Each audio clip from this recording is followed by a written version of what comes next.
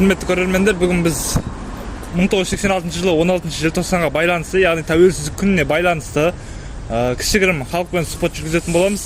Ендеше көріңіздер. Бірінші сұрақ, 16 желтоқсан сіз үшін қандай күн? Тәуелсіздік күн. Сосын келесі сұрақ, тәуелсіздікке қанша жыл болды деп ойлайсыз? 30 жыл. Керемет. 1986 жылы 16 желтоқсанда қандай оқиға болды? Тәуелсіздік үшін күрес болды. Тәуелсіздікке қанша жыл толды? 30. Дұрыс. Желтоқсан оқиғасы қашан болды? Білмеймін. 1986 жыл. Біліп жүріңіз. Келесі сұрақ, тәуелсіздікке қанша жыл толды? 30 жыл ма? 30 жыл толды. Дұрыс. 16 желтоқсан мейрамы бар ғой? Сол мейрам мемлекеттік деңгейде, өз деңгейінде атап өтіле ма? Әлде тағы да қосымша қандай талап ұсынасыз? Қандай мереке іс-шаралар ұсынасыз?